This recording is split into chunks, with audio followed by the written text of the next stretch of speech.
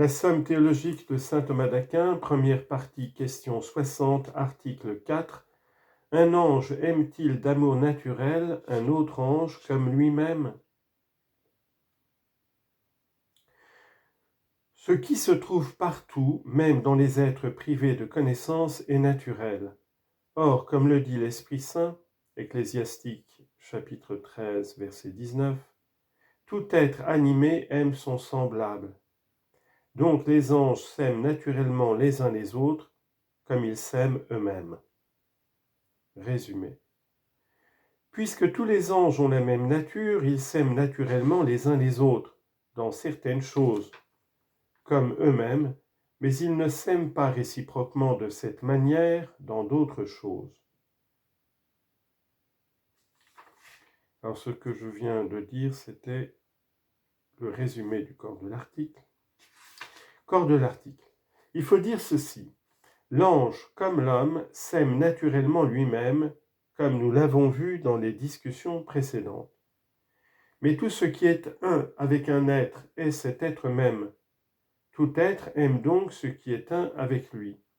Il l'aime d'amour naturel, quand il est un avec lui par union de nature.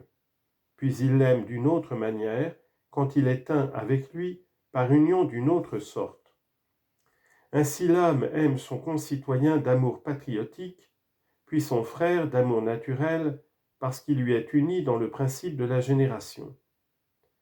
Or il est clair que ce qui est un avec un être dans le genre ou dans l'espèce est un avec lui par nature.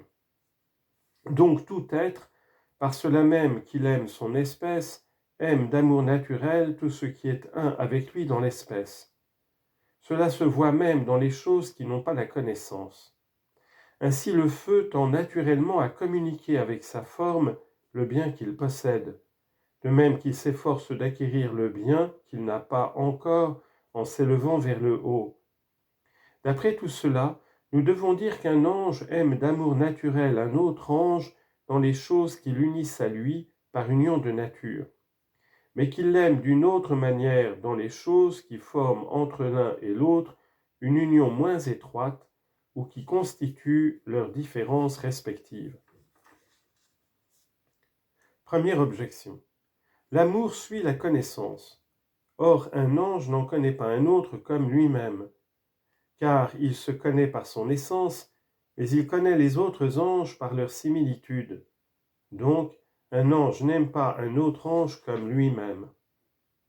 Réponse. Quand on dit connaître ou aimer comme soi-même, les deux derniers mots peuvent se prendre de deux manières. D'abord, comme soi-même peut qualifier la connaissance ou l'amour dans l'objet aimé ou connu. Alors un ange connaît un autre ange comme lui-même, car il connaît l'être de cet ange comme le sien propre. Ensuite, nos deux mots peuvent qualifier la connaissance et l'amour dans le sujet qui aime et qui connaît. Alors, il ne connaît pas un autre ange comme lui-même, car il se connaît par son essence, mais il ne connaît pas les autres anges par leur essence. Il n'aime pas non plus, dans le sens fixé, un autre ange comme lui-même, car il s'aime par sa volonté, mais il n'aime pas les autres par leur volonté. Deuxième objection. La cause est avant l'effet, le principe avant le dérivé. Or l'amour de soi est le principe et la cause de l'amour d'autrui, comme le remarque le philosophe. Donc les anges ne s'aiment pas les uns les autres comme ils s'aiment eux-mêmes, mais ils s'aiment d'abord et partant davantage. Réponse. L'adverbe comme, figurant toujours dans notre phrase, ne marque pas l'égalité, mais la ressemblance. En effet, comme l'amour naturel repose sur l'unité de nature, l'être aime naturellement moins ce qui lui est rattaché par des liens moins étroits. Il aime donc plus ce qui est un avec lui numériquement que ce qui lui est uni dans l'espèce ou dans le genre.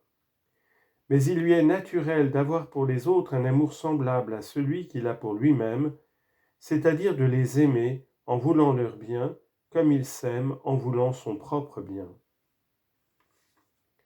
Troisième objection. L'amour naturel se rapporte à la fin et s'impose nécessairement. Or, un ange n'est pas la fin d'un autre ange. puis il peut ne pas avoir d'amour pour lui, car les esprits de ténèbres n'aiment pas les esprits de lumière. Donc un ange n'aime pas d'amour naturel un autre ange comme il s'aime lui-même. Réponse.